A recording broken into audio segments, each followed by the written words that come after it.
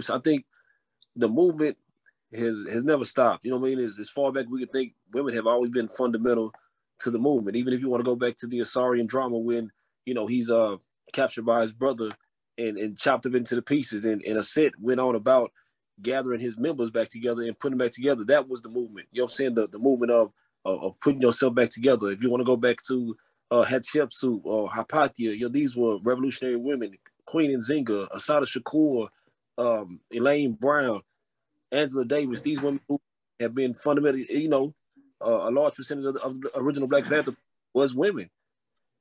So women have definitely been, they're not just the most fundamental, but the most instrumental part of the movement, and really taking on some of the heavier burdens that men really just didn't have the strength to take on at the time. So there's no shortage of women, even the women who don't get mentioned, are fundamental in probably the most important part of the movement, because really we want that autonomy, we want that freedom, so we can love our woman like we want to love our woman and raise our children like we want to raise our children. Essentially, the movement has always been about that liberating sense between the natural order of life, man, woman, and child. We always sought to manifest that universal principle, that universal truth. So women at times have fought harder for that than men had the courage to at times. And, I truly believe and have a deep, strong, fundamental love for women and all the women who have participated in our liberation, in our movement. So,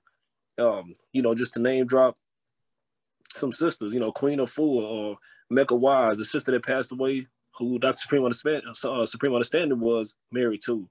These women are phenomenal. And all the sisters who are in that knowledge of self, and all the sisters who, Nation of Islam, Betty Shabazz, and these sisters have done tremendous works in the liberation, the movement, and the lover and nurturing of brothers like us. Because when we come home and hang our hats on the hook, they right there. And somebody, please send Brother E a hot meal. He's hungry. If I asked you to get a piece of paper and something to write with, and to make a numerical list of all the things that you would be willing to die for, how long is your list? Panther 48. Willing to die for. Panther 48. Willing to die for. How long is your list? What is the tribal self? Panther 48. The tribal self is what goes above the immediate acquaintances of the social. Willing to die for. The family, the people you know, live next door. You would be willing to die for. Panther 48. I'm talking about those movies, those yet unborn, and those who are the ancestors. How long is your list? So the connection with the ancestors is tied into the tribal self. Panther 48. What does that mean? That means that the tribal self constantly reminds us Willing to die for. that we don't have the right How long is your to list? claim independence. Panther 48. Peace and power. This your big brother Sight. And again, today's conversation is going to be part 2 of what we did last week. Last week we had 4 brothers quantifying manhood. This week we're going to have 4 brothers attempting to quantify woman. And I'm going to say attempt because I'm not going to be so arrogant to say that we had the abilities and the power to quantify womanhood, but we're going to give our ideal of what it is and what it means to revolutionary thinking brothers. But you have your brother Sight calling out of Dallas, Texas. We have Brother Robert Ward Williams, the chairman of the San Diego chapter of the Black Panther Party, calling out of California. All power to people. We have Brother E, the official minister of misinformation. Oh, that's fucked up. That's fucked up. Well, your trademark is to always mess up the intro, so I decided to mess it up for you today. Yeah. Anyway, we have Brother E calling out of Florida. He is our official minister of information emeritus of the Panther 48. Brother E. Hey. Word of the day. Which came first, the front or the back? Oh. See, I told you, there go Brother E. And we have my brother, Brother Rich. Brother Rich is a student of the 5% teachings and lessons. He's also a master builder of the Hulu Shoe lessons and teachings. And the brother is back with us for the second time. Brother Rich calling out of San Antonio, Texas. Oh, peace and all power, man. Peace to the brothers, peace to the sisters, peace to the gods, peace to the earth. Everything's square over here, man. I'm honored and I'm privileged to be on the mic Zoom call with you brothers, man. Y'all brothers are phenomenal, man. Let's get this thing going. Appreciate it. Already. Last week, our conversation started off last week with what is a man? That's how we started off, and we delved deep into that. And I got some feedback from people hitting us up, and I forgot about them again today. I'm sorry, brothers, but I had a few brothers saying, "Man, you should ask me to be on that." And, man, y'all did y'all thing. Man, all y'all had some great points. So we decided to come back this week with another question, because you can't have a man, I don't believe, without having a woman. These things complement each other. So the first question we had last week was, what is a man? And the question we're gonna have as this week is, what is a woman? And we're gonna let since Brother Rich is the guest, we're gonna let him start out. Appreciate you, bro. All women, the joy and the pain in my ass. I'm talking about, boy, I'm talking about women. You know, from the studies and and from my direct experience of dealing with women, I love women. I love women, and I love women. So, what a woman is, you want to get cool with it, the womb, the man, or the divine specimen, the earth, the goddess, the queen. I'm talking about all that, the whore, the bitch, just what on every level. The woman is, yeah, I said like that, huh? On every level, man, the woman is, in one word, spectacular. You know what I mean? She's a sight to see, and I definitely couldn't imagine going a day without seeing a woman. You know what I mean? And we know about them days, don't we, Brother Sight? True indeed. Yeah. We know about them days. So what a woman is, by definition, the mother, you know what I mean, the queen, the earth, the moon. I'm talking, I really have very few negative connotations when it comes to a woman. I've been fortunate to have, phenomenal women in my life, from my mother to my fiance, my wife, my chick, you know what I mean, whatever I want to call her, but a woman is the true manifestation of the universe. You know what I mean? She is the womb of the universe. They say all things must pass through the womb of wisdom, which is the woman. Everything in the known universe had to come through the feminine aspect of the universe. So a woman is that feminine aspect of the universe, and without it, there would be none of us. You know what I mean? It's phenomenal how both genders, both sexes can come from one sex. You know what I'm saying? A woman has the power and potential to produce a man and a woman. You know what I mean? And this is just spectacular. You know what I mean? I'm always in awe and in infinite curiosity about the woman and the nature of a woman. So to try to put it in perspective or try to put some boundaries around it, it's like trying to measure the universe and say, I got the direct coordinates, I got the direct measurements. The woman is ever expanding. You know what I mean? Like the universe. So, my idea of woman is just, I have a high appraisal and love for women. Most definitely. So a woman to me is an infinite phenomenon. All right. Now I'm gonna chime in. Don't nobody else want to come in before I come in? I see that look across your face over there, E. Well, I'm gonna chime in. I'm gonna come in and kind of add on to where the brother just left off. He started off with the etymology of woman, the womb of man. The word one man is literally womb and man put together. Some say that means the womb that man comes from. Some say that means the man with the womb, depending on who you're talking to and who you're discussing that idea with. But we talked about last week, we dealt and built on the concept of man and the origin of the word man coming from the Sanskrit manu, which literally means mind, or the origin of humankind. And if that's what man is, then the man with the womb means the exact same thing. You have a lot of women like to call themselves queens these days. And I remember that years ago, over 20 years ago, me and E was having a conversation. And I would tell it E, because E was calling all the sisters queens. E, you don't remember this? He called every single sister queen.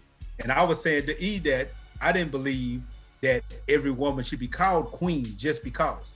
And E's response to that, and I understood the response, his response to that was, it's not that all of them have made it to the level of queen yet, but you give them something to aspire to. When you give them that positive affirmation and put that positive title, then maybe when a woman hears that word, especially even talking to her daughter specifically at the time, but when a woman hears that word, she'll aspire to be what a queen is.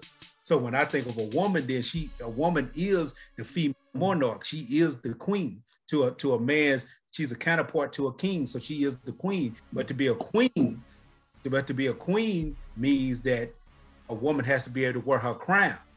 She has to be able to properly wear her crown and everything that crown represents. See, it's a thing to have this circular thing on your head with all these jewels in it. It's a completely different thing to understand what that physical crown is supposed to represent. It's supposed to represent what's inside that woman's mind. A woman, as Rich was just saying, is supposed to be infinite wisdom. Just like a man is supposed to be knowledge. A woman is supposed to be a reflection of that knowledge. When a woman shows up, I was having a conversation, I'm gonna pass it because I don't want to long-winded yet. But I thought about a conversation I was having with a brother earlier this week. And this is a beautiful thing if you think about it. He was telling me that he was at the car wash, washing up his ride. He said a beautiful sister pulled up. And he said he approached the sister and he started trying to talk to the sister. And the sister respectfully stopped him and let him know that not only did she have a husband and that she had been with this man for like 13 years, she then started to talk about how great of a man this man was. You know how sometimes when brothers shoot their shot, they'll be like, you have a man? Yeah, I'm married. Well, you happily married? Well, she went to detailing how great this man was to let the brother know how happily married she was. And the brother, he said that, I've never met this man, don't know his name, don't know what he looked like. But based on how she conducted herself and how she talked, I have the utmost respect for that man. He said that he has the utmost respect for that man because of the way this sister conducted herself. She wasn't tempted, and he pulled up in a foreign luxury car. She wasn't tempted to stray from her man by him and his outer trappings. And that made him not only respect her as a woman, but it made him respect her man who he has never met in his life. That's the high quality of a high quality woman to me. That's the quality of a queen to me. No doubt. But I'm gonna pass this mic on. Brother Walt, you want to get in there. I thought you want me to come in for E? I will. E? Fine, I'll do it. So,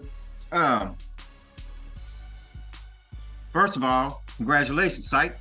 You answered the question of the day.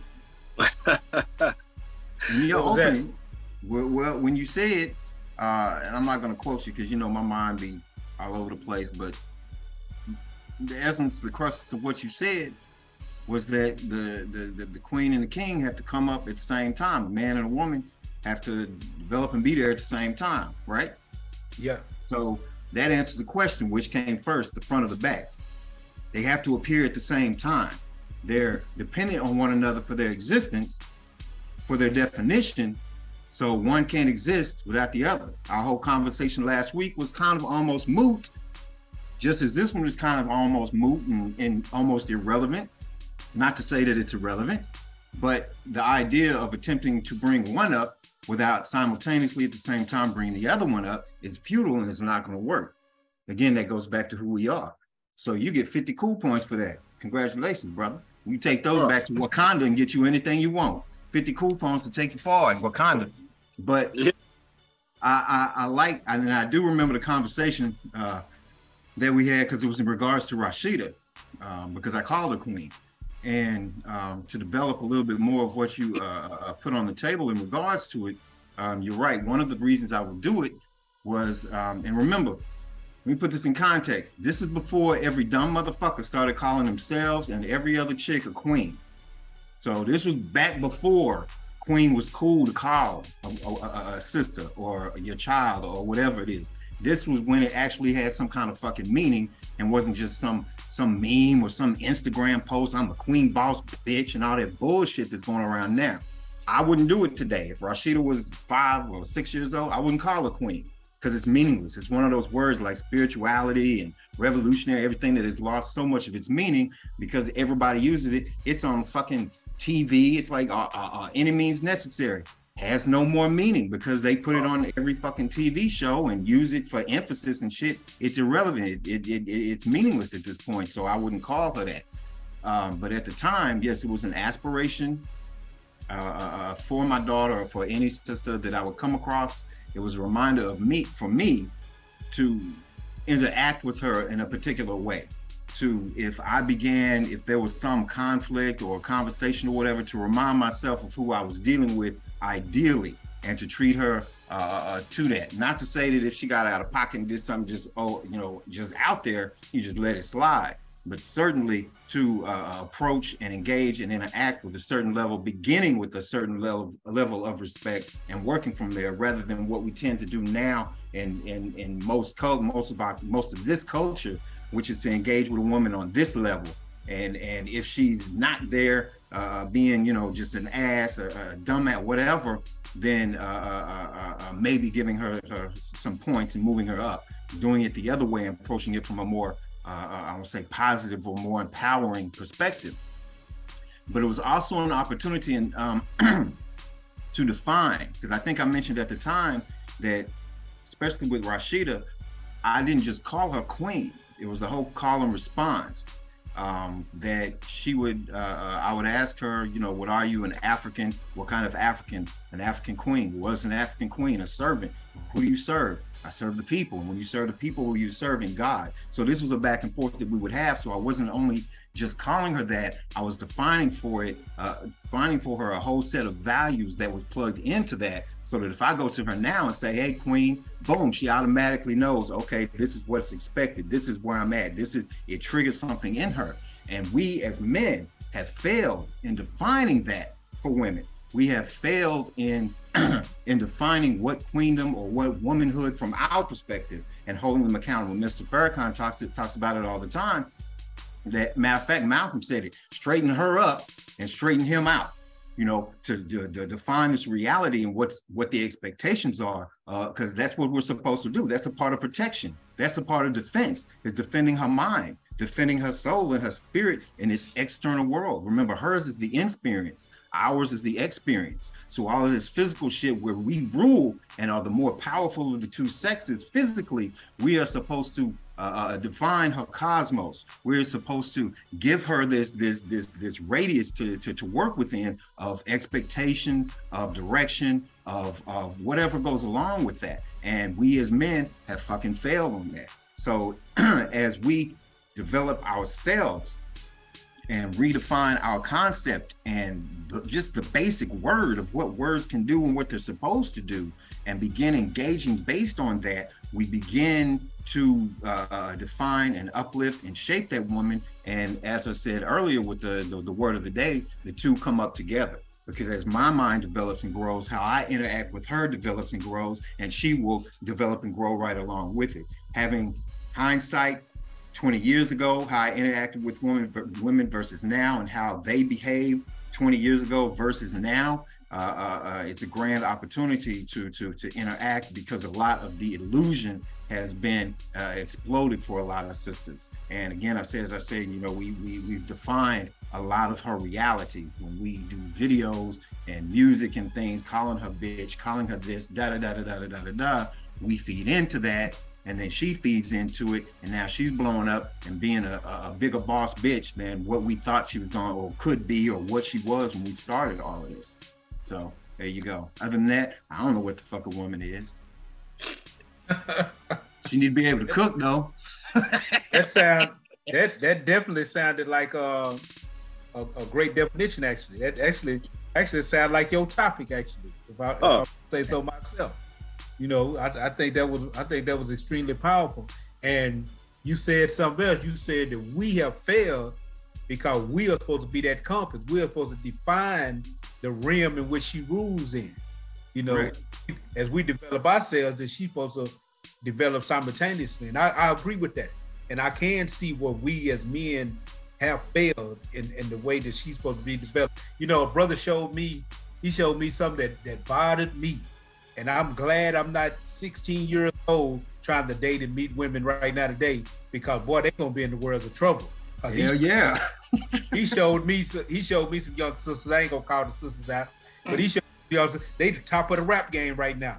And I looked at interviews from these sisters. They talk the way they were talking. They talk like these dudes do. And everything that they rap songs was about. I was like, oh my God, this is terrible.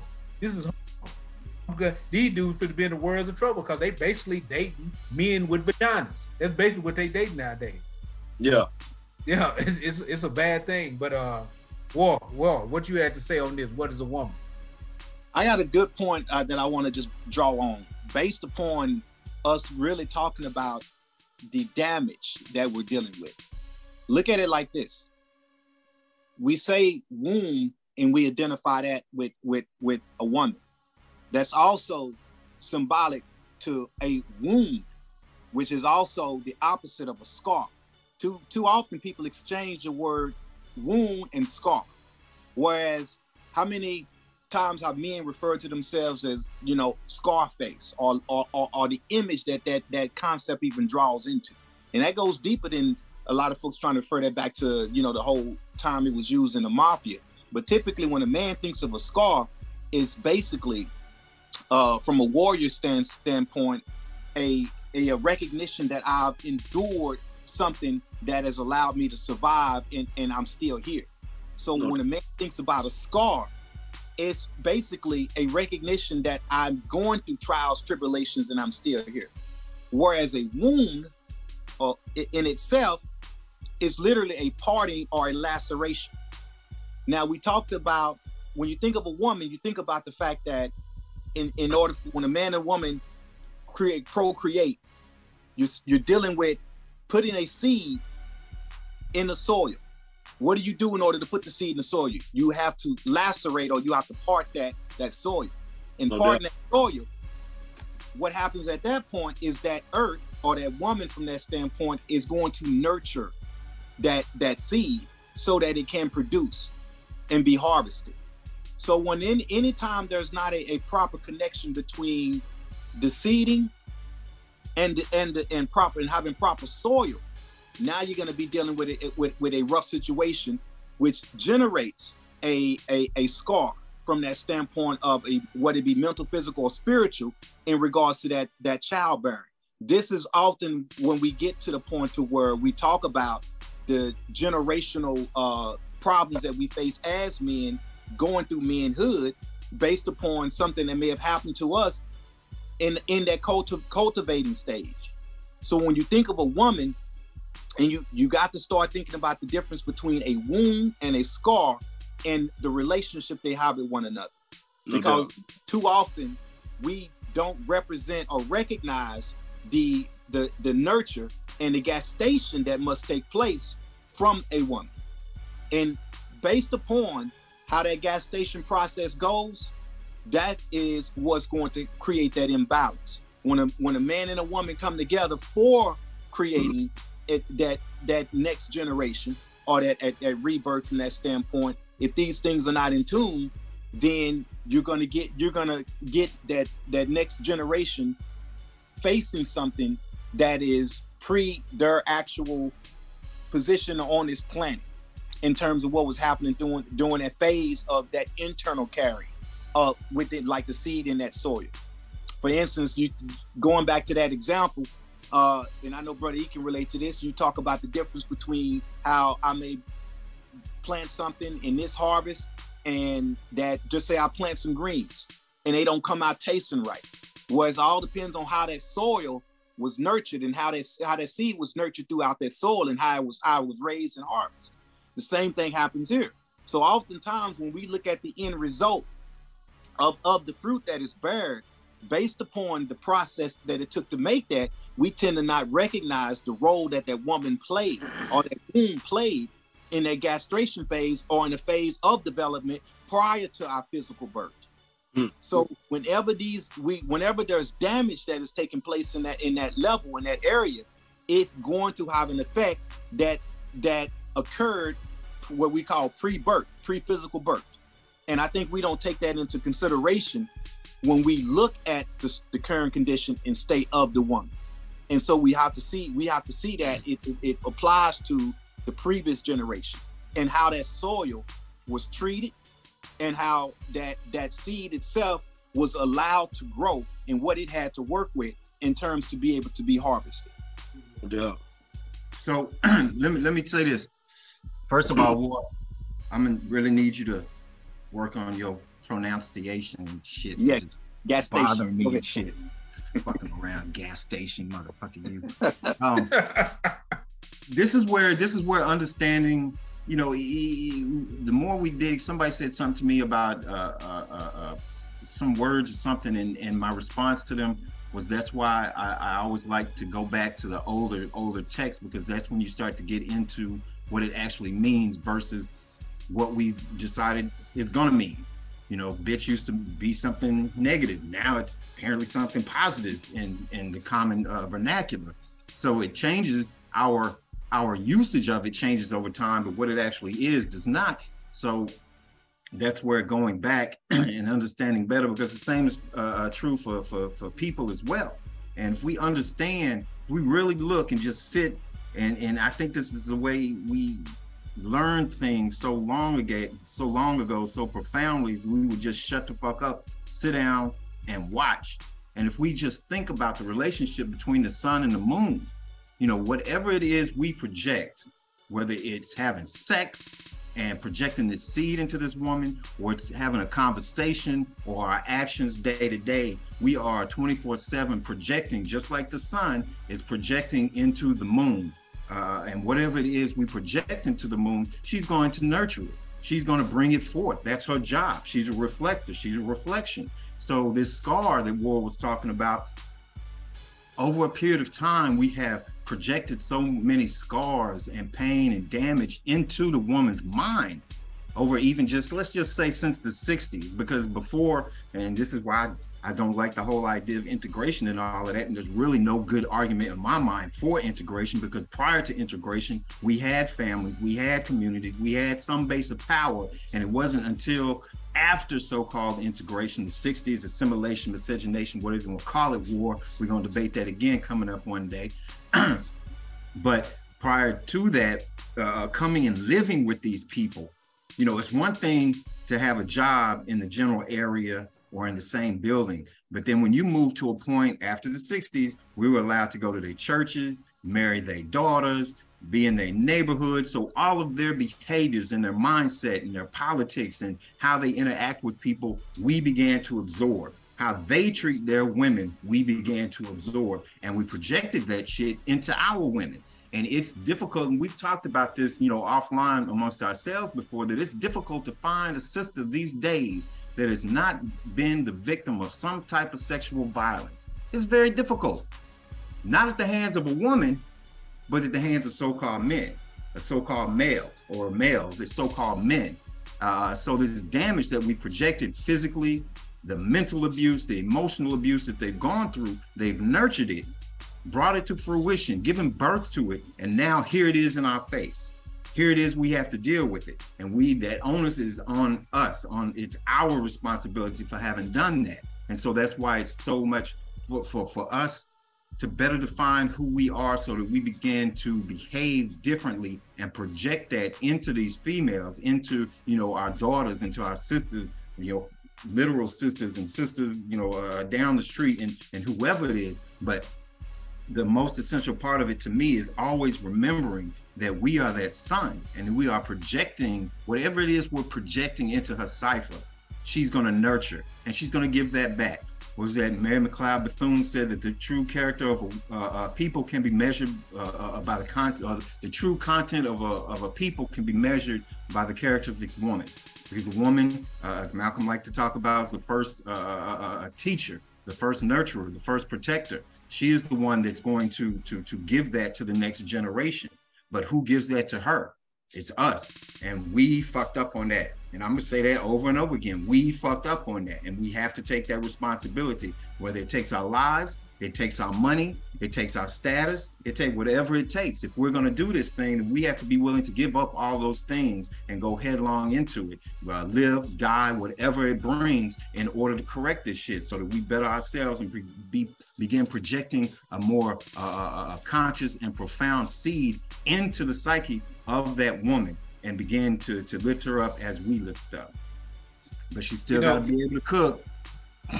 she need to be able to cook without a shadow of a doubt. What's crazy to me is that, well, real quick, what's funny to me is I've noticed over the past couple of years, so many sisters find that offensive. I get it, but it's trippy to me that feeding, physically making sure the most fundamental thing that a person needs physically, food, water, that shelter, that sort of shit, making sure that shit is on point and good is a bad thing, is a negative. That you are superior at this, that you put your foot in it, that you know how to cook, you know how to manipulate these herbs and all of this shit to make a healthy, good tasting meal is offensive. Why the fuck would you want to give that up? Being able to feed an entire fucking nation so that you can have a goddamn job and some red bottom shoes. I mean, fuck that shit. That's some crazy shit to me. I don't get that. Fuck your shoes. Give me a fucking bowl of grits. Fuck. And that's what we're going to talk about the next subject, what has happened to women and the mentality of women. But I want to touch on the symbolism you use. You know, I love symbolism. Probably the second thing to words that I love is symbolism. Maybe I love words so much because words are nothing but symbols for ideals. Maybe that's why I love words. So I do love symbols. And you talked about cooking. I always tell women, whenever women ask me anything about what can they do to bring a greater level of joy to their man, one of the major things I talk about is cooking. I know a sister that I know this young lady that you know, she works out, she's dedicated to the gym, and she's dedicated to her child. So she really doesn't like the whole aspect of having to find time to cook for a man. And I tell her that's an essential, because you have to understand that to a man's mind, even if he don't consciously know it, even if he's not consciously aware of it, subconsciously, a man's first meal came from a woman. A man used a woman as his first physician, and food was his first medicine. Yes. A woman who prepared that first medicine for a man, you know, and gave it to him. So like you said, it's insane. It's insane how a person could want to give up being that person, being that first position, and providing that meal that could give a man that nutrients and that nutrition to develop his body, to give him cellular repair, to give him energy. You know, that thing is so beautiful between the way men and women relate to each other. Now, to go to the symbolism that you use with the sun and the moon, that was beautiful, because a lot of schools of builders use, not all, because there are different schools, like Brother Richard's school of thought that uses the sun and the earth as symbolic of man and woman. But let's look at the Hebrews. The Hebrew people use the sun and the moon as symbolic of man and woman. And just like you just explained, and the man represented the sun, the woman represented the moon. The gold represented the sun, silver represented the moon, because gold represented knowledge and silver represented wisdom. If you look at some of those those old crowns of kings and queens, the king's crown was gold, and the queen's crown was made of silver. I always tell brothers when they want to claim to turn king, like Brother E talked about earlier, that it's basically become a catchphrase now. So it doesn't have any real power, because everybody with a penis want to holler that they're a king. And every woman walking around want to holler they're a queen, no matter how ratchet they are.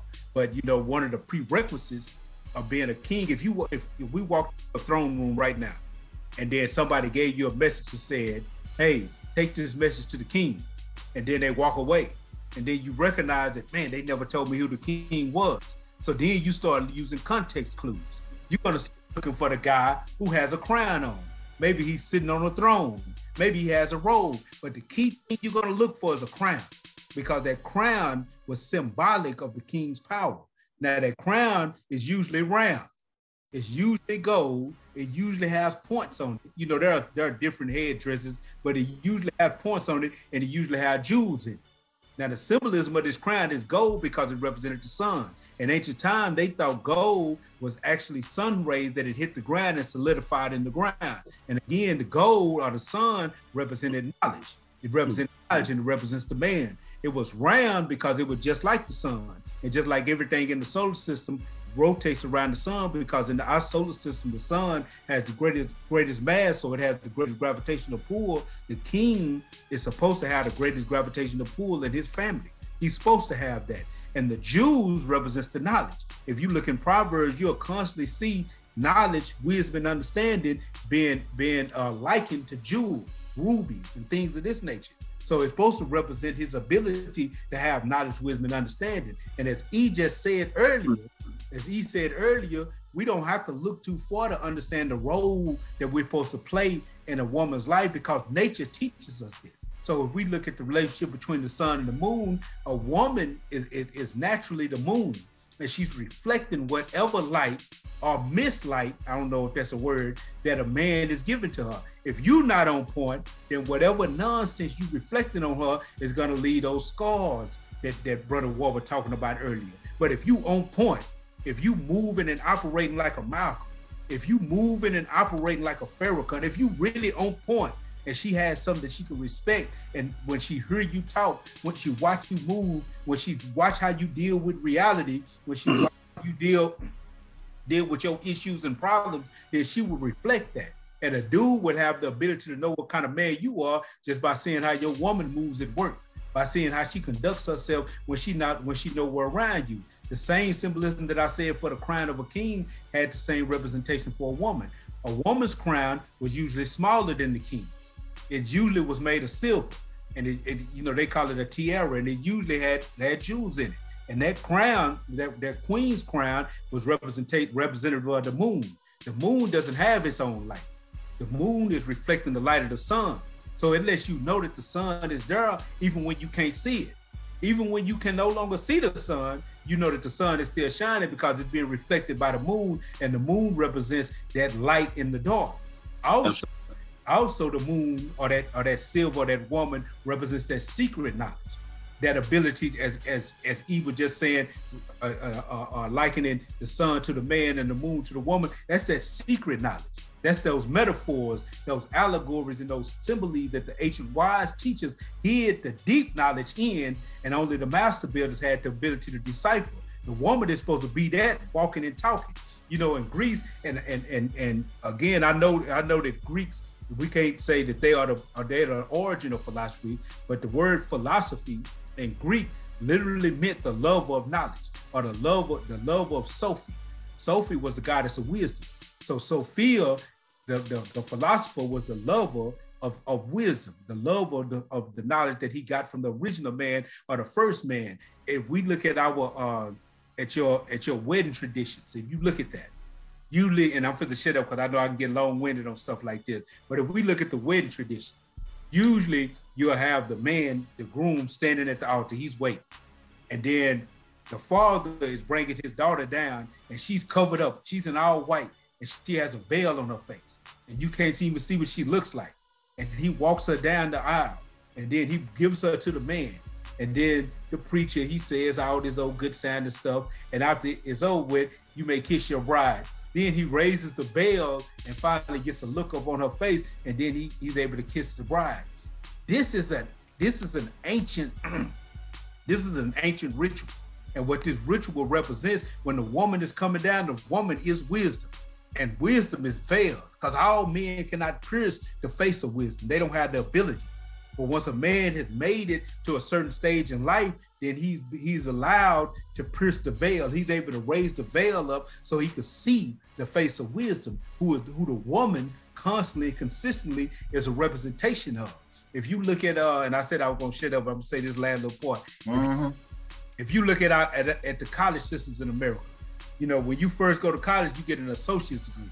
Then the next degree is a bachelor's degree. Then the next degree is a master's degree. And then the next degree is a doctor's degree. You put the words and what they mean. An associate, many of you have said it before. Well, he ain't my friend, but he my associate. He's a guy that I allow to hang around us. You know what I'm saying? You know, he's all right. He's a guy that I allow to hang around. So when you first get that first levels of knowledge, you're an associate. You're not one of us, but you're allowed to hang around the master builders, and maybe you can get a little bit of knowledge in the process. Then you move to the next stage and you become a bachelor. A bachelor, the word literally means an unmarried man. So you're still around and you've been building, but you have not been united with wisdom yet. So you're a bachelor. You considered a bachelor because you're unmarried. And then the next stage is a master. When you become a master, now you have pierced the veil. You've been allowed to unveil wisdom and you have been united with her. That's what these things are symbolic of. These things are ancient rituals that we have brought to modern day time, and they're still being used. And we all know this. You know, if you read any of Tony Browder's book, you'll see that ancient symbolism from when the president is whatever it is it's called when he inaugurated, inaugurated, to the Washington Monument in Washington D.C. to many things, to Mount Rushmore, to many of the things. You'll see those ancient symbols still being used in modern day time. But that's what a woman truly is. A woman is wisdom. That's why through Proverbs you'll constantly see wisdom being called as her and she. She was in the beginning with God, and with God and with her, God created all things. That's what Proverbs says. And that's that reflection that he was talking about. You really can't speak about him without speaking about her. Because she needed to exist for him to exist. And he needed to exist for her to exist. That's all I need to say. If y'all there you go, boy. He treading right on the thing. He right on the line. He right on the line. You just gotta nudge him, tipping on over. And I just want to point out that if nobody is catching it, the dialectic, the I don't know what to call it, I guess the dialectic that's going on. At once, yes, sisters are fucked up. Period. That's what it is. And I'm generally speaking, you know, I remember back in the day when Shahrazad Ali's book first came out and everything, sisters were, oh my goodness, they were just all kinds of up in their clutching their pearls, all kinds of upset about the shit. But the reality of it is, yes, let me move this so I can see my face. I'm gonna look right at you. Sisters, y'all are fucked up. No doubt. But at the same time, this is not an instance of somebody of cats wanting to sit up and cast stones at womanhood at all. Because at the same time, the other side of it is that we're acknowledging that we've played our part in that we gave this reality to you, that we own our responsibility. Me personally, I did my dirt, I did my shit. I was a hoe. I ain't afraid to admit it. You know, it ain't a good thing, it ain't a bad thing, it's just what it was. I mean, come on. Had a new toy, young kid, I did what players do. That's what the fuck it was. But having grown and having learned, having interacted, being able to see things from a much clearer vantage point, it doesn't take away from the idea that, contrary to popular belief, the moon doesn't shine. Like what Sykes said, rather she reflects the light of her sun. Consequently, if there's no sun in her cipher, she spins in darkness without clarity or revelation. So that is our role, to pull those things out of her that lay dormant. You know what I mean? So like I said, just to reemphasize, to once again, yes, this is the fucked up. Brothers played our role. We fucked y'all up. My bad. I didn't mean to do that. I was young and dumb. I know you got other points, bro, so go ahead. Well, you know, we done talked about some of these points, so some of them I'm not even gonna ask. I want to ask this, and I want to see if anybody got something that they want to say and break this down to some degree. What is toxic femininity? Oh, shit. All of this shit. Yeah, well, you know, it's the poison wound, it's the poison receptacle. It's the woman, you know, we're not major shareholders in the media. And a lot of these mechanisms that these people use to influence our thinking. So we're always coming from this Eurocentric perspective about men's and women's role in society. You know, Brother E was saying that, you know, I effed a lot of y'all up. You know what I'm saying? I was a player, but the media was the major proponent to that. You know, because, you know, you can see how, you know, brothers like Snoop Dogg and We Don't Love Them Hoes, and brothers like Too Short was like, shit, these are the freaky tales. But you also see that the media made sure that type of information made it to us first. You know what I mean? They weren't pushing the major agenda for Black love and Black relationships and Black community. So the toxic femininity is actually the masculinization of the woman. Go ahead, bro. Oh, I wasn't trying to cut you off. I was trying to let them know I got next, so they need to shut. Oh yeah, man, take it down. Oh. So yeah, and I think that the dynamic of where we are socially, Black versus white, because you asked what is toxic femininity. Jane Fonda, the feminist movement, all of that bullshit, which is ultimately a recruiting mechanism for gayness, a recruiting mechanism to pull our women away from us. Black women have never suffered systematically at the hands of black men. Give a fuck what they tell you about how things are in black, darkest Africa, where women have to go through this and women have to go through that. We have to understand, like brother was saying, the forward facing, or to kind of build off of what you were saying, a king. It's Europeans who hype up and blow up this idea of a king and being a man and being on the throne. You know, in the Great Pyramid, there's a chamber up toward the top that they call the King's Chamber. There's another chamber down toward the bottom they call the Queen's Chamber. Now, mind you, no bodies have ever been found in any pyramid. Now, why do they call the one up top? Why do white people? Because white folks did it. Archaeologists did that shit. We didn't do it. They named it that shit. Why did they call it that? Because it's bigger. That's it. So this idea of the king being the most important is something they came up with. We understand, we've understood for thousands of years that yes, when one kingdom sits down to have a conversation with another kingdom and work some things out, that's the sphere of manhood. That's what a man does. When you sit across from somebody and you see a physical projection of power, that's what you have to see. You have to see the muscles or a beard or a stone-faced killer that if you try to go wrong on my people, will fuck you up. That's what other men are going to respect, period. However, when that king went home, it's a lot like in 300, you know, when Leonidas went and he consulted with his woman and got her input, got her consoling and her nurturing and whatnot. This was more along the lines of roles of women and out. She wasn't the one giving voice to what it was, but she was the one whispering in his ear. Number one. Number two, our systems are, and this is across the continent of Africa. This is us. This is who we are. I'm telling you, are matrilineal. Meaning, yeah, Psyche might be the king, but Psyche's woman is going to decide who it is that becomes the king after him. So was it the Aset, which y'all call Isis? One of her many names is the throne of Osar, or the throne of Heru. She is that which determines who will rule. So this whole forward facing is the power is some bullshit that Europeans came along with to devalue our culture, to project themselves forward. And so this whole idea of feminism and pushing back and sticking it to what? No, white women have a problem with their man. Yeah. We have a problem with all of them.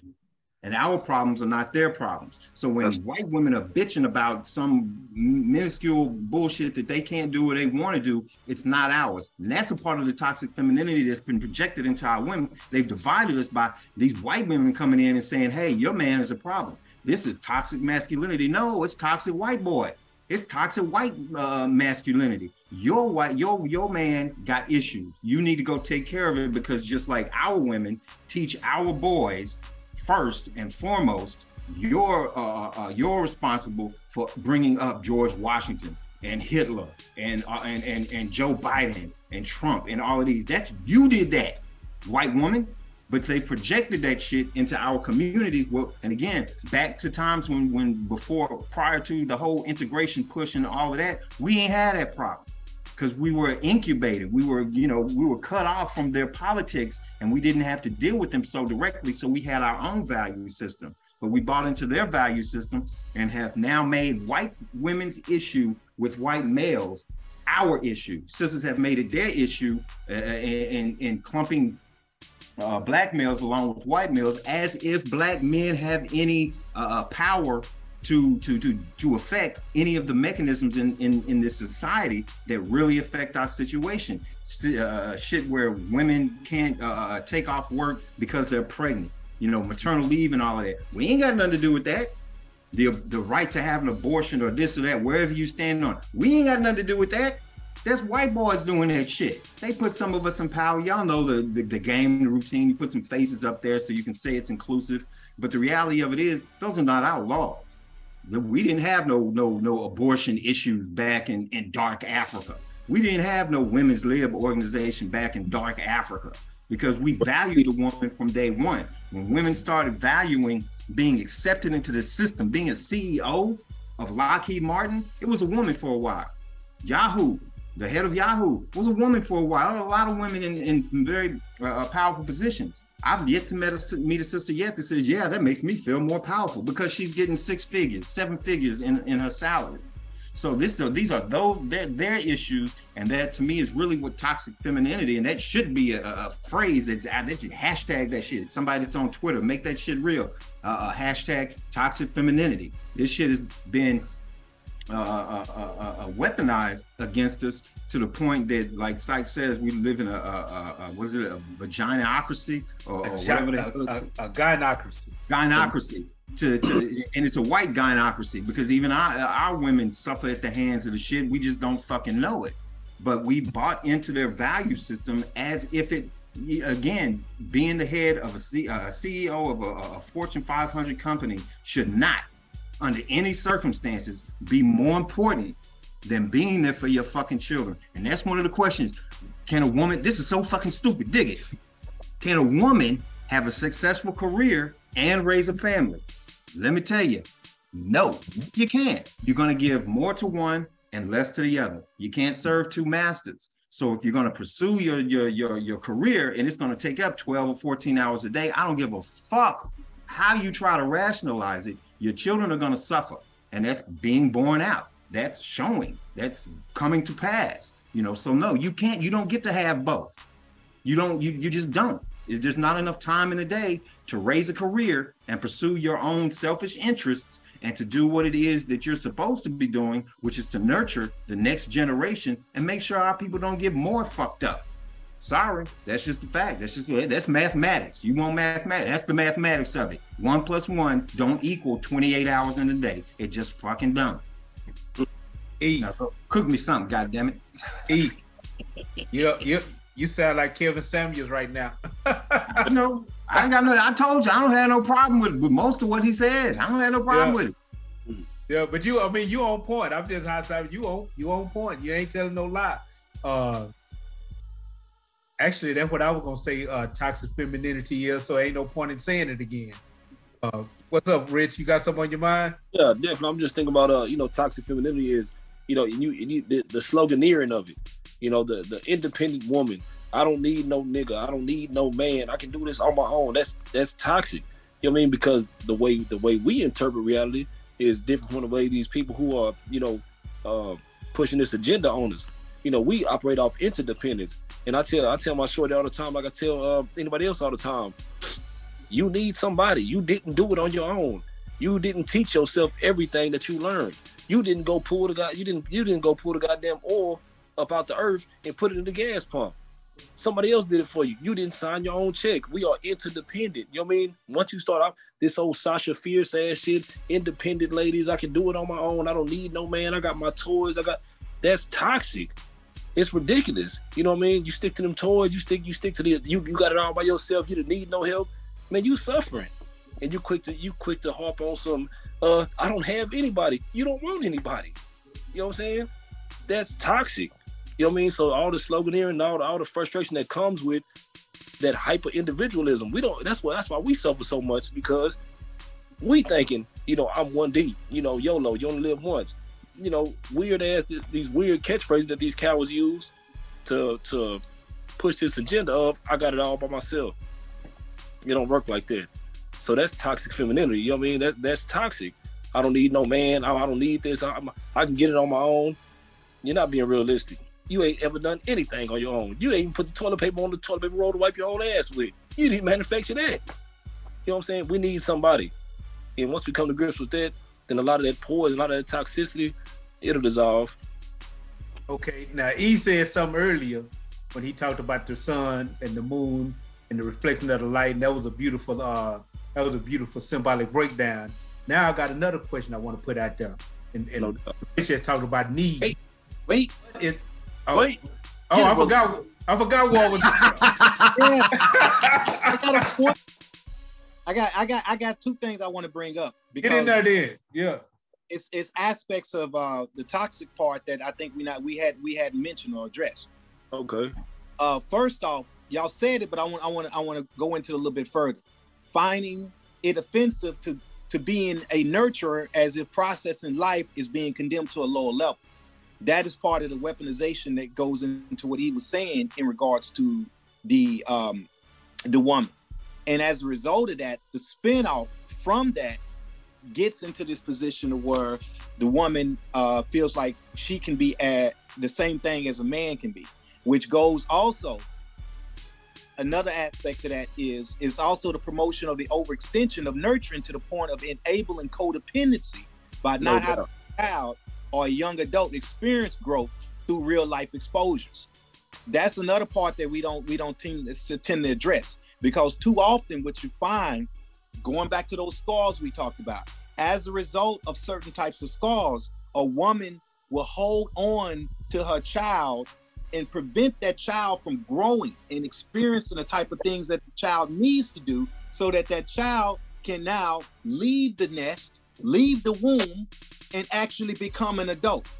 Part of what we dealt with on our last class, when we last session, when we talked about the difference between a male and a man, goes into this aspects of toxic femininity as a result of a nurturer not letting go and over nurturing something to a certain degree. Let's keep this in mind. When you talk about the period of time when a woman carries the child, that at that 9-month area, that 9-month period, that child is basically saying, I have to get out of here. I'm at the point now to where I need to leave and experience the physical for myself. That same 9-month period happens again in life multiple times. So Absolutely. Again, that child needs to be able to experience things away from the womb. So when that womb holds that baby longer than 9 months, or when that womb holds that child longer than necessary for it to be able to make the transition to teenage and adulthood, then you are creating a codependency that should not be there. And you are creating an additional scar that's going to prevent that child from ever being able to be an adult or a man or a woman to the point to where it can do the same thing and repeat the same process. So part of that toxic part that we have to identify with is that sometimes they hold on to that to their offspring too long, simply because of the pain that they may be carrying as a result of a failed relationship with what helped them produce that child. So they want to hold on to this love to the point to where it becomes toxic, and they won't let go, and they create a codependency between them and that child. And that is going to make that child become an adult child and not be able to do the right thing and operate the correct way. So I do want to address that and make sure we got that out there. Sure, indeed. I'm glad you did. I'm glad you didn't forget that. That was very, extremely important, because we see a lot of that, especially in the Black community. We see a lot of that. And you know, in ancient times, there are many ancient societies that when a boy got to a certain age, he'd be taken from his mother. He'd be pulled away from his mother and taken with the warriors out into the wilderness, where he could start developing his actual manhood. He had to be removed from his mother, though, for that to happen. She did her part in the first parts of his life for his nurturing and his feeding and things of that nature. But in order for him to move to the next stage, he had to be removed from her, because like you just said, she will cripple him. She will, what's the word I'm looking, what is the word for it? Enable him. She will. And I see a lot of that in today's society. And much of that we know comes from slavery. It's an offshoot from slavery, when the woman got into the habit of trying to protect her child and keep him from being killed. Because if he showed any manliness, it'll probably get him hung from a tree. It'll probably get him murdered. But one of the things the sisters, the women have to understand, and it ain't just Black women, because I know many women, Latin women, different women that constantly hit me up on my channel asking for different advice on how to deal with their male children that are doing the same exact thing, that are holding on to these kids too tight and won't allow these boys to actually get out there and become men. Give him the tools that he needs, but become men. And part of the problem is, and I've talked about this before, is this baby mama, baby daddy bullshit y'all got going on. That bullshit destroys and fractures families because, and there ain't nothing we can do about it. It's here now. But this is one of the things that we have to think about. That stuff destroys and fractures families because this is the situation you have. Here you have a father not in the household. So you have a mother trying to be a mother and a father. She can never be that. She can never be that. Because one of the things we got to understand and we have to respect is that balance that we talked about earlier, what E was talking about when he asked the question, which one came first, the front or the back? They're both dependent on each other to actually exist. See, the first birth for the child happens from the mother, but the second birth for the child happens from the father. So there has to be there to give that intellectual birth to the child. He has to be there for that. That's his duty. That's his job. And that's what he was constructed for. And nobody else can do it. Just like the father, it's insane for a woman to think she can do it. It would be just as insane if he was running around thinking he could get a first birth to the child. If he was running around the planet claiming he could give that first birth to the child, he would be out of his damn mind. Absolutely. Transgender. It cannot happen. It cannot take place. And so he threw me off when he said transgender. My bad. So this is what we have to understand. But back to what I was saying, the baby mama, baby father thing. So when you don't have a father and have the actual father that gave birth to the child, what a lot of these women do is they put their child, especially their male child, he becomes the man. He becomes her man. And she leans on him for every single thing. I ain't talking about sexually, but she leans on him for every single thing that a woman should turn to her man for. She starts turning to her child for those things. And when she actually meets a man, then that man is not even allowed to play the role of a real man in the household and teach and educate the child and get that second birth the way he's supposed to, because she's so affectionate to her boy child. She's so affectionate to him and she's so protective of him that she actually destroys the possibility of her even having a surrogate family and him having a surrogate father, because of the way that she's become so overprotective of him. What she needs to do is, as I said this before, is what Sarah Connor did in the Terminator movies, where she came to the realization that her son was going to be the savior of the world and his father was dead. She went and found a man that was qualified to teach him the skills necessary to become John Connor. And that's the way women have to start looking at it. Women have to start looking at the men that they're dating and dealing with, if they're single women and they have children. And this women understand this. Understand this. You got to understand this. If you want a man to be in your life and you want him to take you seriously and you want him to become a part of your family and you want him to step in and play that role and raise another man's child, you got to understand that a man, when he does that, he's gambling. Because the fact is, it's not his. It's not his child. Oh, that child is the most beautiful thing in the world, according to you. But to him, it's another liability. So if you want him to step up and do that, then you cannot get in the way of that bonding process. You got to let him come into the household and actually be the man. You have to let that happen. Because when he comes in and you in the way and the child is in the way, you ain't my dad in no way, and you not supporting what that man is trying to put down in the household, then it's too easy for that man to say, you know what, F this. Let me walk the hell away from this. So you have to understand that we done created this baby mama, baby daddy bullshit.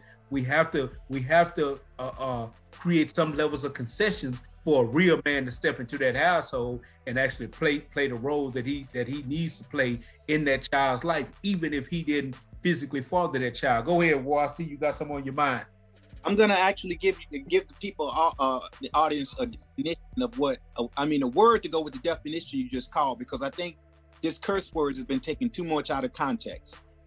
That child that you're talking about that has now replaced that man is actually called a motherfucker. A motherfucker is a child that has been reared and nurtured way past the time to where it should have been set free. And at that point, what it's going to do now is turn inward toward that household instead of going out and dealing with reproducing and creating a new type, a new family. And it's not just, don't look at it as just a physical thing, although during slavery, that's exactly what it was, because they would force the children to have sex with their mother. So make sure y'all understand that the word in itself, as it applies to physical bondage, motherfucker, was something that they created and made happen within the Black family. But as we talk about now, the current condition now, from a psychological, mental, and spiritual aspect, when you hold on to that child past that age, to where that child needs to be going through manhood training and needs to be working with that with a man at that time, then what happens to that child is it's going to turn on you, and it's going to start operating and having a relationship with you that is going to be way out of balance, to the point to where when a man does try to step in that house, he's going to be like, for one, you ain't my father. Number two, I'm going to try to chase you away and get you out of here because I don't want you to take place of the bond I got with my mother. So that's when you're dealing with an ill-balanced relationship, to where the child and mother bond thinks that he can get in the way when another man enters that household. Why? Because the child is at this age now to where it's bucking, and it feels like it has to exert that same energy that is trying to be presented in that household. So keep that in mind. That is what a motherfucker is. So stop making children a motherfucker. Sound like some baby boy shit to me. For real. And that was the whole symbolism behind the movie. That whole concept. Dr. Franz Chris as well, Chris Wilson expound on that in the ISIS papers. Yep. Absolutely. Yep. Fucker and the motherfucker. Yeah. That's a reference right there. Yep, true indeed. Oh, and just let me go on record saying this, that pussy ain't shit. If y'all can get me in contact with, what's her name, Nicki Minaj, or that other girl that talks real fucked up, I don't remember her name, but Megan Thee Stallion, Cardi B. Yeah, all of them. Fuck it, I don't care.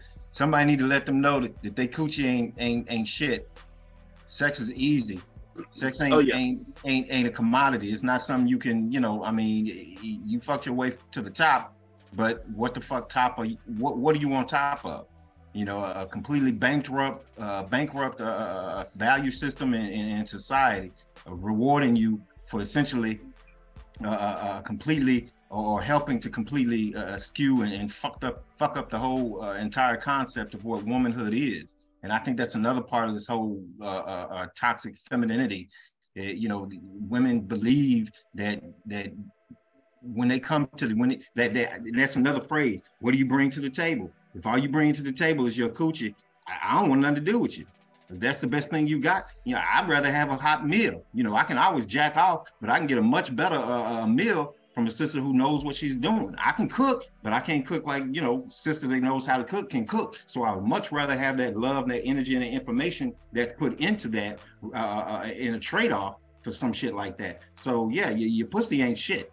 And that whole idea, the reason I yelled out a minute ago about transgenders, that's exactly what they're doing, is trying to fuck up the entire concept of men and women by saying that, they don't even, in a lot of legislation that's going on in this country now in regards to womanhood and all of that shit, they're trying to, instead of saying motherhood or a woman, they're saying a person capable of having a child. Because a woman who's gone through the whole transgender shit and is now a quote unquote man is still able to get pregnant. So they're trying to warp this shit. Yeah, because she keeps the internal shit. All they do is cut off the external. So I didn't know. Still carry a child, but now because legally she's a male, they're saying a male can have a baby. And it's and that's one of the reasons I sit back and I'm looking at this idea of entropy, how things are just fucked up. Society's completely come apart to the degree even white folk can't agree on what males and females are, and they ain't been fucked up like we done got fucked up. So they just coming to the table fucked up, So yeah, that whole idea of men giving birth, that's what they're trying to do, is to skew that in a social sense and make it so that we further don't understand, because these are the basic tools of building a nation, a community, a family, and self. It's just these concepts. If I'm a little boy, I need to understand the concepts, and that's one of the reasons we have rites of passage shit in our culture, is so that I understand the difference between a male, a boy, and a man, a female, a girl, and a woman. But we don't have those anymore, so everybody's free to make up their own definitions and go get a sex change or supposed sex change, because it's not even a sex change, and then have a kid, or go to a track meet and beat everybody, or a wrestling match and beat up all the chicks because you decided you want to be a female, some dumb shit. But yeah, that's it. Pussy ain't shit. You know, you gotta, I gotta reference my man Jay in this one. The power of the PUSSY. Yeah, yep. Listen to that track. It's exactly. Yeah, it'll make things. Pussy power only works when you're dealing with an undeveloped man. True indeed. That standpoint, you're still talking about a motherfucker, because they are attracted to that, staying in that womb, staying in that womb. So then that womb can be weaponized. And that's why the whole concept of even dealing with sex as being the oldest profession can survive. No doubt. I'll tell you a personal experience real quick. My youngest son is not actually mine biologically, but the woman that I married at that point in time, he was already there. She brought him from another relationship. And so I came to the realization all of a sudden that I was allowed to be his father for all of these years when I put him on a city bus. Mind you, he's like 15, 16 years old. And for us, that ain't shit, being 15 on a city bus. I was on a city bus by myself at 9, 10 years old. So I put him on a city bus, rolled the city bus down to a corner store, I think I made up something we needed, milk or some shit. Get the milk, come back, so that he would have that experience of dealing with the world on his own, without somebody in between him and the world. That's what men do. We have to deal with the world on our own. His mother got so upset that she threatened to never allow him to be around me again if I ever put him on a city bus again. That's toxic femininity. You don't fucking do shit like that. You don't wheel and deal your relationship with his. I was the only father he's known since he was like 4. When his biological kicked him and his mama to the curb, supposedly. I don't know if that's a real story, but whatever. So for her to step in and essentially say, you're not the father. You're the father because I'm allowing you to be the father. When I say it's done, it's done. Oh, well, fuck you then. And that's the mindset that chicks, either you gonna do it or you're not gonna do it. Quit fucking around. And that's a part of that toxic femininity that gets tossed at us and hurled on us. And again, ain't trying to attack, but this is the reality of it. We've taken our responsibility, at least on this show, at least in the words.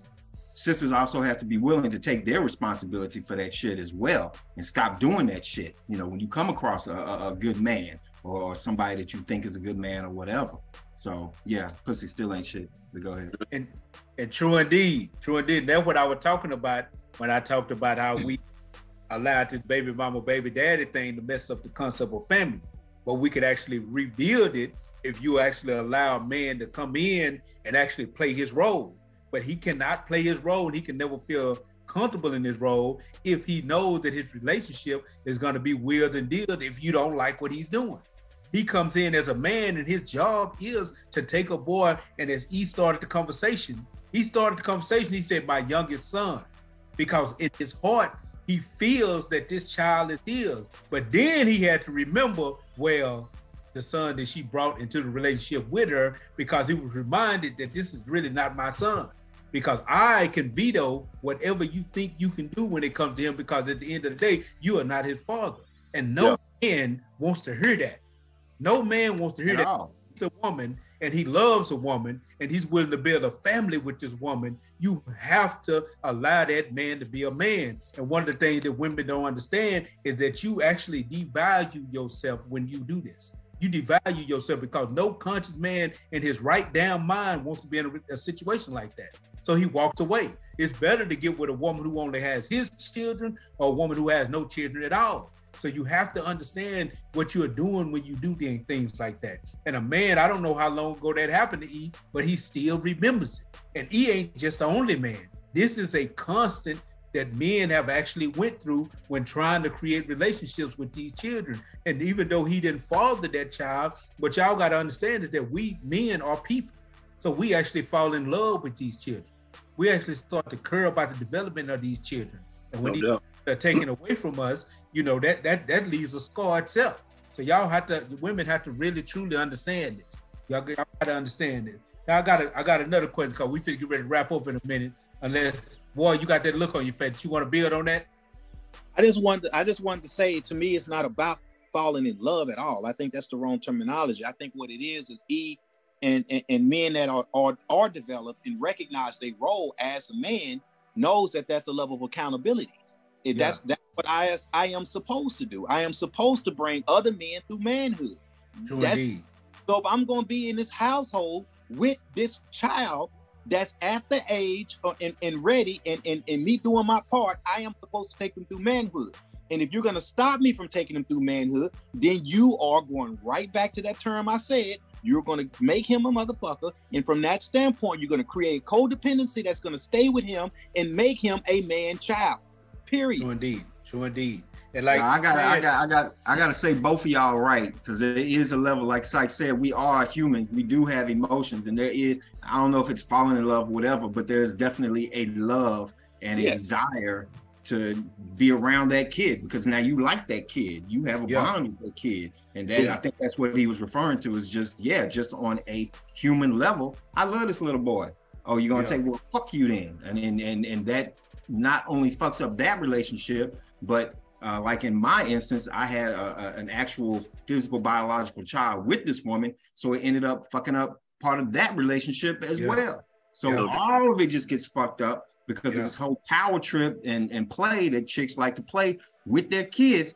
Toxic femininity is using children as a fucking weapon, and that's some bullshit. And sisters, I get that you be angry. I get that you want to, you know, you hurt, you want to lash out in whatever way you can. But slash my fucking tires. You know, don't fuck with the relationship with the kids, because that's some shit that'll drive a dude insane and have him doing some really fucked up shit. You slash the tires, you gonna get some blowback or whatever, but you start fucking with a man's emotions toward what he's now taking on as his child or his actual physical child from jump, then you get into a whole nother level of just vengeance and having a vendetta and calling it, you know, kill this bit and all that kind of shit that comes along with it. Yeah, that's the scar thing. And you know, he's telling the truth, because I personally went through this. I never talk about it, but you know, when I was on my 17-year vacation, before I left, I had 2 children with a woman. But when I met this woman, she already had 2 children. And I ain't finna get into no law detail on this, but the children were very young when I met them. So I grew to them. I actually grew to them. The son, her oldest son, he was 4 when I met him. He was 4. And her daughter was basically newborn, essentially. And I literally, you know, brung her out of diapers, taught her how to use a spoon, all of that, you know. And with the son, I built with him. I educated him. I read Malcolm to him. I gave him the schooling that I myself was getting while we were doing our revolutionary development. And he was around all of it. What I see E's hand. Oh, go ahead. Go ahead. And he was around all of it. So I grew to these children. While I was gone, you know, I visualized and fantasized on coming home, you know, recreating my relationship with my 2 sons. Not only that, but actually having a close friendship with their brother and sister, because I essentially raised them. This is what I visualized in my head. I come home to a whole group of people who I basically raised hate me. This woman had taught these children to hate me, had lied to these children. These children literally hate me to the point that my children are grown now. You know, they 25 and 23. The 23-year-old don't even want to talk to me or see me. And the 25-year-old is everything that I feared that my children would be with my absence. You know, I feared, it was 2 things that I was afraid of while I was gone. I feared, and I used to pray that this didn't happen, that my children get murdered while I was gone, or I come home to some niggas. I like niggas. I'm like the Klan when it comes to niggas. I do not like niggas. Yeah, I can't stand a nigga. You know, I hate niggas. I hate niggas more than the Nazis. Yeah, it's the truth. And God, I can't have a relationship with my children. And you know, to me, like he just said, okay, we're adults. Our relationship didn't work. That's cool. You do not have to destroy the relationship between a man and his children. That don't make sense. That's toxic femininity. And I could have did that. I didn't do it. I could have did it because this woman left her children. This woman burnt off on her children. Didn't come around her children for 4 years because she went to be with another man that she was having an affair with. This woman burnt off. And I never dogged that woman out to her kids. Never did it. When her children asked me where their mama was at, I told them that she needed some time to get herself together and that her mother loves them and she will be back. I set myself up to have my own throat cut. And I do it all the time because I never, ever, ever planted a negative seed about them because I don't believe that that's what you're supposed to do. I just don't believe in it. When she had the opportunity over that 17 years to plant those seeds about me, she took it and ran with it. And now I'm not even gonna claim I have children anymore. I don't have any children. I'm not claiming because I mean the relationship I don't think can even be repaired. But that is toxic femininity, and it's really unnecessary. It's uncalled for. Absolutely. I just wanted to spin off of what you were saying because I was there in a lot of those early years, and just to give an idea of how something that seems to be just an issue between, you know, Syke and his woman actually affects the community. My children, my oldest two, spent a lot of time with Syke's children because me and Syke were building a lot during those years. And so we had built up this whole naughty, this whole idea that our families were going to form around this and develop these values and these ideas and put these things in our children's heads so that we could turn the tide and push back.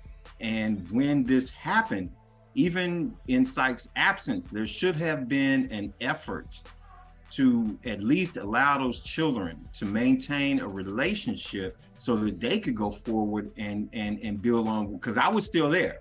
War was still there. So we could have stepped in and provided some semblance of fatherhood to all of these children and helped them continue to maintain and develop their relationship. But because it was cut off, because the mother took them and went a whole left, I didn't even make it, because I already knew, you know, because I tried to play the middleman at some point a little bit here and there to try to help heal the situation. So I knew I was going to be an asshole right along with Syke. I'm sure if my name ever came up, not that it did, I don't know, don't care, but that I would be trashed right along side Syke because of my affiliation, my relationship with Syke. So it affected not just this man and a woman, not just this man, woman, and their children, but also my children, because to this day, or not to this day, the last time me and Rashida, really, my oldest daughter, she would, for a while, she would follow some of them on Facebook. And she would give me updates, you know, T is doing such and such, K is doing, you know, blah, blah, blah, just because we know them.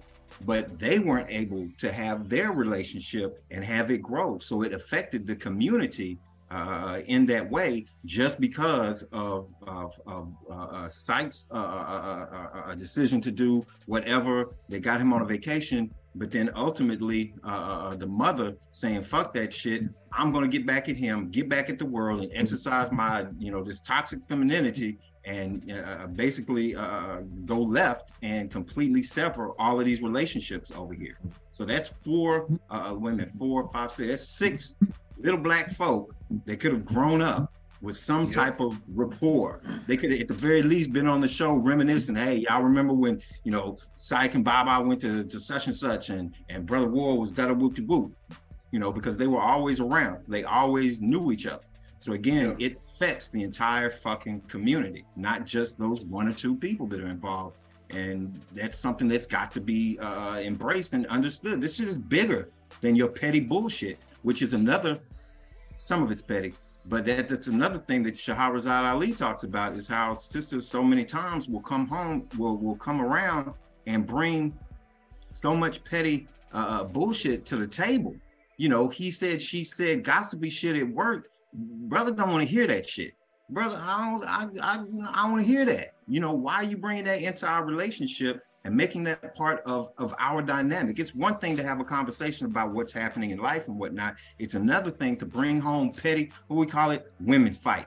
You know, when women start to going at it, as long as it's just the females going at it, brother with this thinking right will just sit back and let that shit play itself out. Because if you get involved in that shit, you're gonna get fucked up, you're gonna lose, your chick gonna be pissed at you, her girlfriend's gonna be pissed at you, and the next day they gonna be homies again, and you still gonna be an asshole because of whatever you said. She gonna be mad at you, they gonna think you a dick. So we just stay out of that shit because it's so much pettiness that goes on behind it, you know? So that's just some more of that shit that doesn't get quantified with a nice little hashtag, but it fucking is. Yeah, and you know, I tried to rebuild my relationship with my oldest son in hopes that development could actually unite me with my youngest, but it just didn't work. What she had done to him at this point is irreparable. What she have done to him.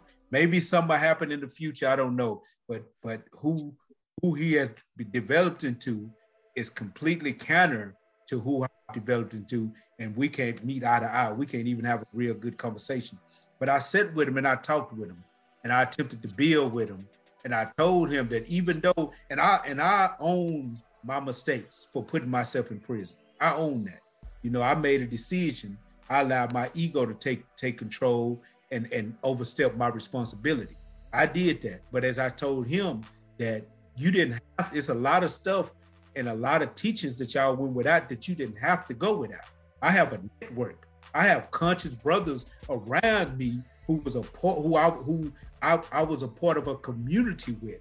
And these brothers, not just out of love for me, even though that's there, these brothers, as Ward just said, are the type of men who understand it's their responsibility to usher boys into manhood. And they would have been there for you. They would have came and got you and took you to places that would have helped you grow.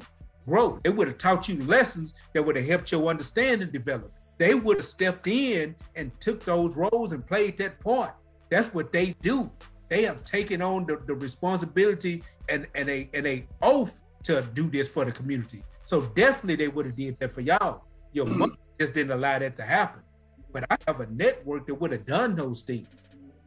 There is no way you can get me to believe that if one of my sons would have called Brother E or called Brother War and said, I need $10 to go on this field trip, and if they had it, that they wouldn't have came with that. There's no way you could have get me to believe that. And you know, there's a lot of resources that they was cut off from because of that pettiness that E just talked about. Hate me out forever, but don't cut your children off from those resources, from those brothers and those sisters. Hell, even Isaiah, even third was trying to make contact with him and trying to play the middleman, and even he was cut off, and it hurt his feelings. You know what I'm saying? Even him and his wife were trying to play their part. But I mean, you know, but I want to end. I'm gonna let E come in because E got something to say. But I'm gonna let our last subject, as we get ready to close, because I know we probably gonna get long-winded on it. It's gonna be because I don't want women to think that we're bashing women. And we're bashing women to no, we understand and respect the power of women.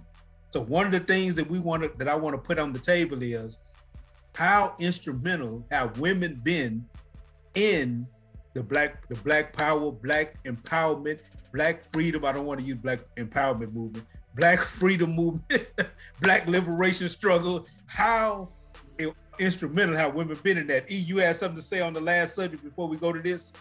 Yeah, I think that's another thing with the whole value system being fucked up like it is, and us not knowing one another. There's this idea that men don't have these soft feelings. You know, I love my kid. You know, I used to read my baby girl, read her story at bedtime, you know, and then sing her to sleep.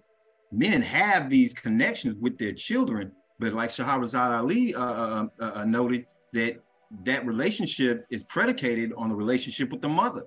Because if she fucks it up and dogs us out or cuts them off or whatnot, the male's fight or flight response is to just cut it off, press it down, keep it moving. I got to keep going. I can't feed into that because it's gonna kill. We already know it's gonna kill me.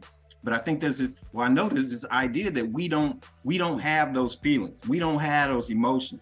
that we don't feel for our kids, that we don't feel for our woman, that we're just supposed to be hard, or we are hard, or whatever it is. And I know in large part that comes because we have bought into this Eurocentric mindset way of thinking, as opposed to actually having conversations and understanding who we are through a study of our history and what it is we did before we got fucked up. Again, know something about before integration, how the fuck we did shit before integration. Because so-called integration in the 60s and whatnot, because like I said, since then we picked up and bought into and sucked up all of their mental bullshit, and emotional. But yeah, there's this idea that we don't feel, and that's just not fucking true. We might not cry like you want us to cry, or look sad, or whatever it is, the way you want us to. But you have to accept our expression of our emotions as ours. We're not going to do it the way you do it because we're not women. We're going to do it the way we do it. And part of the way we do it is providing and protecting and being, cultivating the minds of our children in the way that we're supposed to cultivate them. And I think that is devalued, that there's a greater price on certain, on a multitude of material things, as opposed to having a good fucking man. And I know your boy, Kevin Samuels, talked about it all the time. I've had to really, especially listening to him, come to realize I'm a high value motherfucker.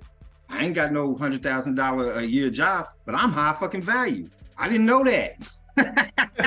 I didn't realize I'm high value, you know what I mean? Because anytime a woman wants to talk about a good man, a real man, it's these ideas and these values and whatnot that you don't get from being out in the system in the world and picking up all their bullshit. You get their values, which is not good manhood, which is dropping babies everywhere, which is calling you a bitch, which is seeing you as an object. That's what they do. That's what we got from them.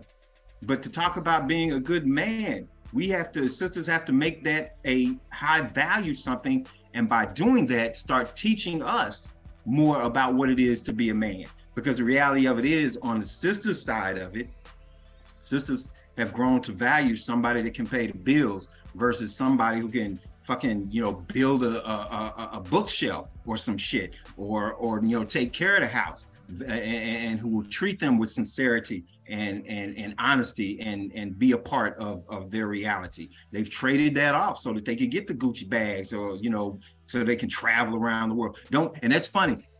All these sisters I've seen on these different profiles and shit talk about traveling. You told me that's a thing now. The Instagram and all of that shit. Everybody wants to travel. Everybody wants to travel and go to the place, but don't nobody want to sit down, shut the fuck up, and learn about the place. I'm kind of halfway glad that I never really had the financial opportunity to travel to like Egypt or to any place in Africa or around the world, because when people go, they don't learn shit. I talked to this dude in years ago. He was a Marine, and we were working at the same spot. And somehow me and this other dude were talking about Kemetic spiritual science. And he chimed in and said the Egyptians were polytheistic. Oh shit, what the fuck he say that for? So we started going back and forth, and his whole premise was, I was stationed in Egypt for 4 or 5 years. I know. And I'm thinking to myself, I think I actually said it,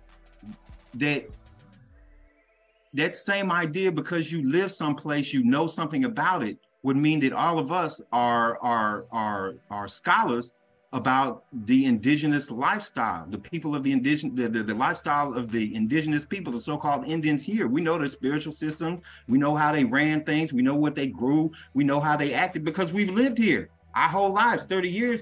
By that idea, we should be fucking scholars about ancient life here. Experts. So I'm glad that I didn't go to these places, because people travel to Italy, don't know shit about Mussolini, let alone the black folks that established the shit. Go to Greece, don't know shit about the black folks that established Greece, don't know shit about the places we're going. We just go and see it so that we can say we saw it and we were there, and take some selfies and all of that bullshit on the surface level. And again, that's the value system of the oppressor. That's not us. We look to a deeper context for what we value. And part of those values are the values that we get outside of the system, the values that we had prior to the 60s, the values that sisters like Assata Shakur built on, sisters like Fannie Lou Hamer, Harriet Tubman, even Rosa Parks. Sisters have been absolutely essential to what it is we're doing, again, because they're first and best teachers.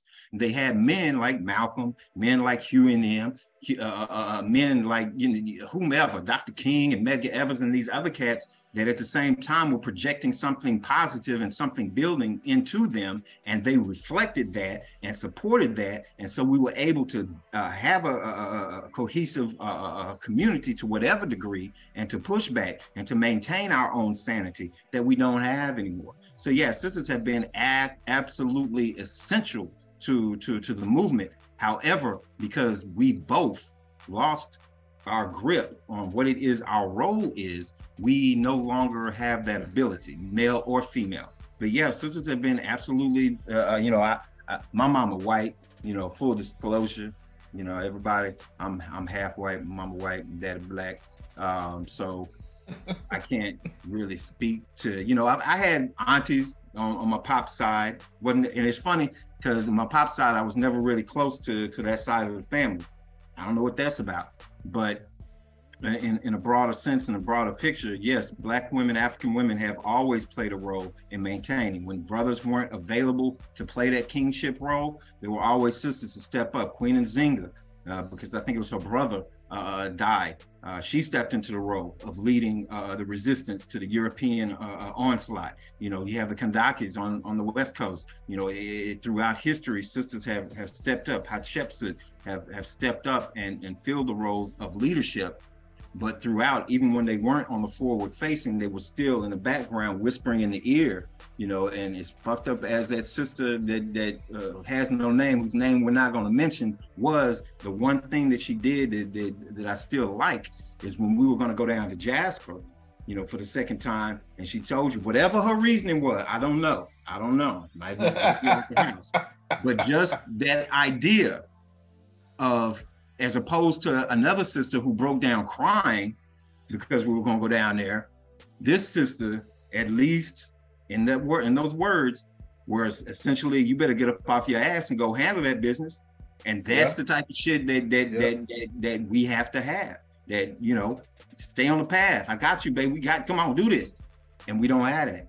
So yeah, y'all come on back. Oh yeah, and bring some grit, some hunger. Yeah, I think the movement has never stopped. As far back we can think, women have always been fundamental to the movement. Even if you want to go back to the Asarian drama when, he's captured by his brother and chopped him into the pieces, and a set went on about gathering his members back together and putting them back together. That was the movement. You know what I'm saying? The movement of putting yourself back together. If you want to go back to Hatshepsut or Hypatia, these were revolutionary women.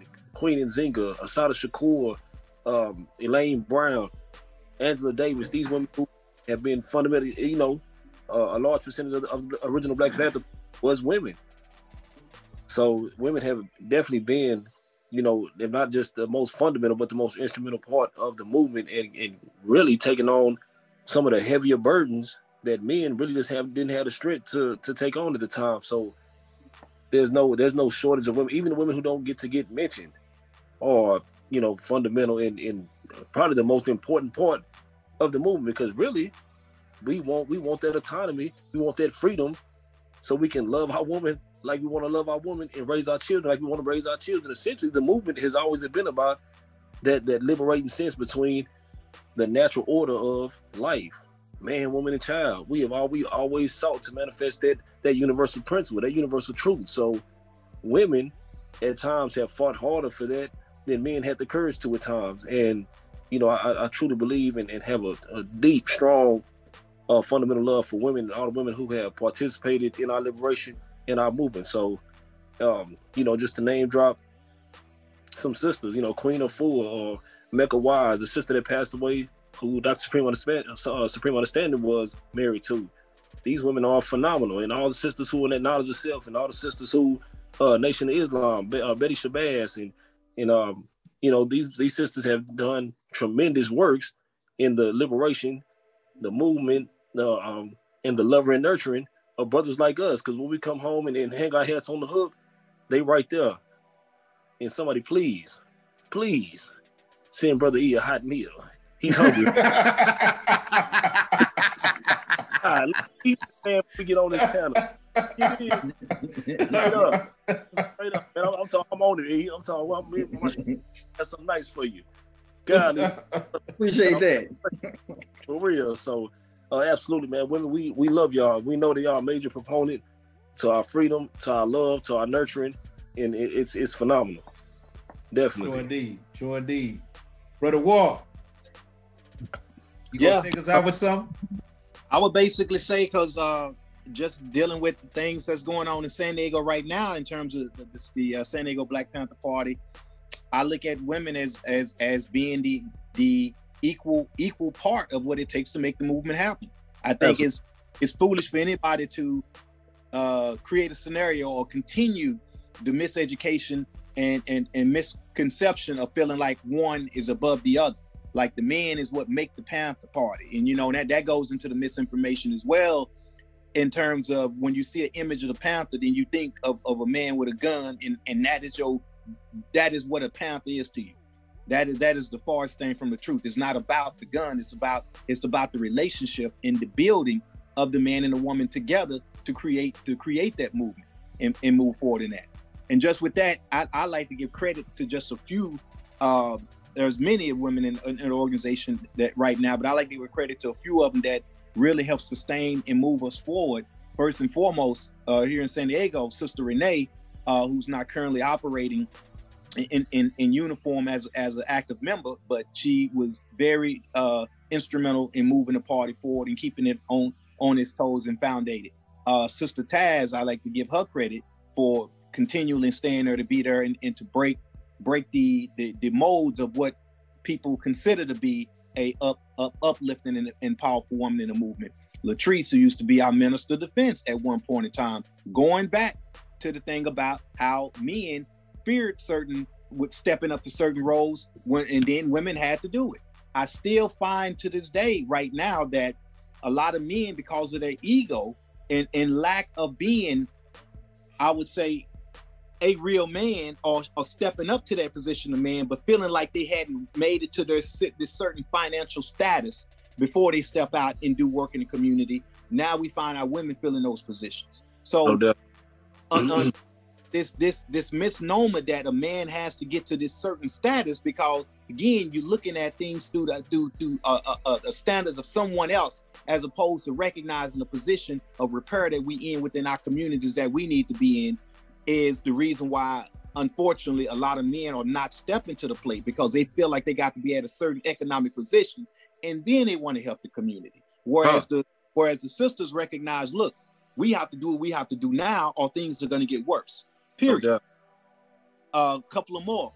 Comrade Storm, I got to give her credit for doing the work and stepping in. So we got always got to give credit to the women in keeping the thing balanced and moving forward in that position.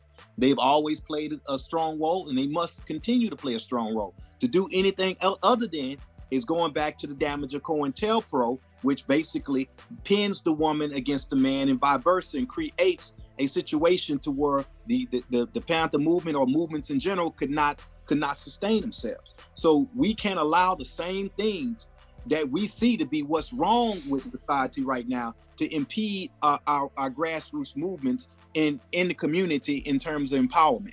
So in order for us to stand upright and represent what is necessary and represent what is just in the community, we have to consider ourselves as equal and recognize the place that each role has and each person has within the movement, whatever that may be.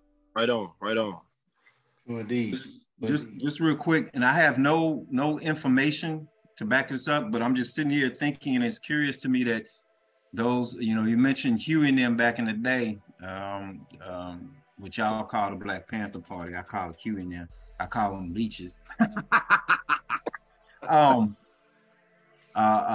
the programs that serve the community, what really made them a threat to this government, this way of life, were programs, if you look at Feed the Children, the ambulance, the free shoes, the food, all of these things come from a very nurturing, very feminine place.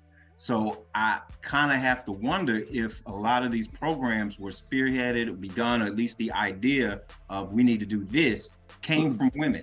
You know, and again, I don't have any information to back that up, but I'm just, you know, if anybody has it, I would love to see it or hear it. But just that idea of that feminine influence, you know, we got the guns and we're hard, and again, that forward face, which is what we're supposed to do. But at the same time, the programs that we're really galvanizing and beginning to gel and give us a real unified power base in the community, were all, or for the most part, were very, very feminine in their expression. You know, again, taking care of, basically putting a big black breast out there and letting the community suckle from it so that it could grow stronger. And, you know, it lasts, and I'm gonna end with this, but this, one of the values, and probably the most, a very dangerous value, is this idea of competition. We moved from a level where Black men and women were cooperating or coordinating within our relationships to a point where we're competing within our relationships. I got to get what's best for me. And so now we go into a relationship with a competitive mind, attempting to get over, attempting to get what you know, to satisfy my narcissism or my ego or what it is I need, and building on that, because the society rewards and cultivates that competitive spirit, that competitive standard and value, that idea that is so contrary to what it is that actually has to exist, which is that more cooperative, not that there's never going to be competition, but that overwhelming cooperation and coordination between Black men and Black women, and the recognition, as we've pretty much all said, comes from the realization that I'm only going to rise as you rise. So it makes sense for me to not compete you and try to rise over you, because that's another aspect of toxic femininity, is that in order for this idea that in order for women to come up and things get better for women, men have to be pressed down. That's what they do. It's almost always at the behest of, you know, dogging out a man is how you bring up women. That's not us. Building up a woman is how you build up a woman. Building up a woman is how you build up a man, and vice versa. Women need to build up men, because it's going to come back and it's going to build them up. It's that back and forth relationship that we've acknowledged for thousands and thousands of years, that built the pyramids, that built civilization, that built all of those things that we've now abandoned in lieu of some pretty ass shoes and a coochie that won't stop. So favorite. And with that, we're going to close today's, I even hate to say broadcast, because oh boy, he made it famous. The dude, when he said the broadcast that you made the mix with E, but I'm gonna close today's broadcast with that one. This will be dropped on 2 channels, the Rich Intelligent Media channel and the Panther 48 channel. If you subscribe to the Panther 48 channel and you like building on manhood and manhood development concepts, go subscribe to the Rich Intelligent Media channel.